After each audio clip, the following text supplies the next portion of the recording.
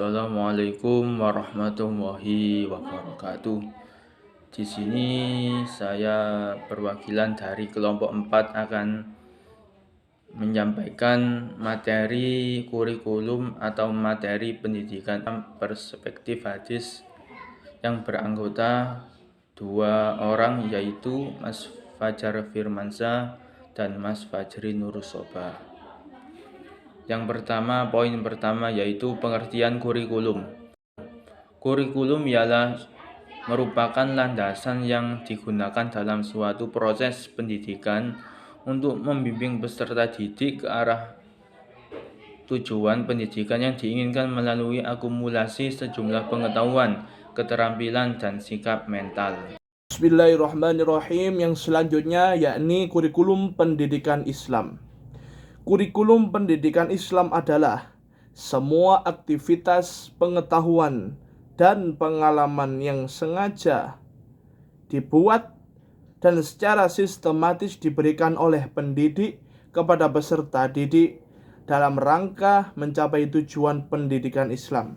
Ciri-ciri kurikulum pendidikan Islam: yang pertama, mewujudkan tujuan pendidikan dan materi pelajarannya. Yang kedua, sangat memperhatikan pengembangan menyeluruh tentang aspek pribadi siswa, yaitu aspek jasmani, akal, dan rohaninya. Yang ketiga, memperhatikan keseimbangan antara pribadi dan masyarakat, dunia dari akhirat, jasmani, akal, dan rohani manusia peserta didik tersebut. Yang keempat, memperhatikan perbedaan-perbedaan kebudayaan di tengah masyarakat, baik itu kaitannya dengan kebutuhan dan masalah-masalah yang dihadapi masyarakat, keluasan, serta menerima perkembangan dan perubahan. Yang selanjutnya yakni asas-asas kurikulum pendidikan Islam. Yang pertama, asas religius. Yang kedua, asas falsafah. Yang ketiga, asas psikologis. Dan yang keempat, asas sosiologis. Materi selanjutnya yaitu hadis-hadis tentang kurikulum. Qala Nabiyyu sallallahu alaihi wasallam, kun aliman au muta'alliman au mustami'an au muhibban walam takun khamisan fatalik. Nabi sallallahu alaihi wasallam bersabda, jadilah engkau orang berilmu atau orang yang menuntut ilmu atau orang yang mendengarkan ilmu atau orang yang menyukai ilmu, dan janganlah engkau menjadi orang yang kelima, maka kamu akan celaka. Hadis riwayat Baihaqi.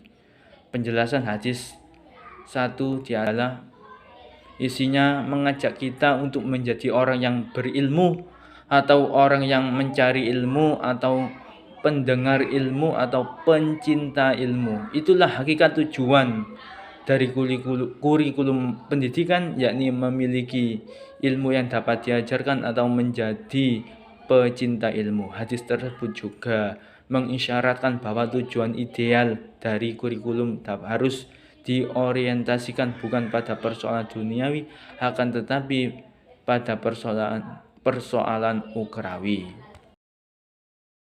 Hadis yang kedua yakni diriwayatkan dari Abi Hurairah radhiyallahu an, qala Rasulullah sallallahu alaihi wasallam, man ta'allama ilman mimma yabtaghi wajhullahu azza wa jal la yata'allamuhu illa liyusiba bihi 'ardan minad dunya lam yajid 'arafal jannata yaumal qiyamah. Artinya, dari Abu Hurairah radhiyallahu anhu, ia berkata, Rasulullah sallallahu alaihi wasallam bersabda, barang siapa yang mempelajari ilmu pengetahuan yang semestinya bertujuan untuk mencari ridha Allah azza wa jalla, kemudian ia mempelajarinya dengan tujuan hanya untuk mendapatkan kedudukan atau kekayaan dunia, maka ia tidak akan mendapatkan baunya surga kelak pada hari kiamat. Dari penjelasan hadis tersebut, seorang ulama ilmuwan dari Iran, Dr. Khosrow Bagheri, menyatakan bahwa tujuan kurikulum pendidikan Islam terbagi menjadi 2. Ya, yang pertama tujuan sementara.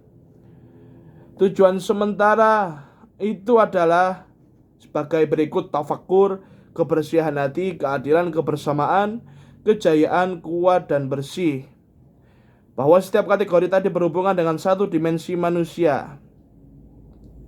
Dengan kata lain, tujuan sementara itu adalah tujuan di dunia. Yang kedua, yaitu tujuan akhir atau final arms. Menurut Dr. Khosrow Bagheri, nasihat penyucian total, kehidupan yang baik, petunjuk, ibadah, takwa, dan mendekat pada Allah dan kerelaan adalah tujuan akhir dari pendidikan dalam Islam. Kesemua kategori memiliki hubungan yang terkait dengan seluruh dimensi manusia, mulai dari intelektual, moral, sosial, politik, ekonomi, dan jasmani.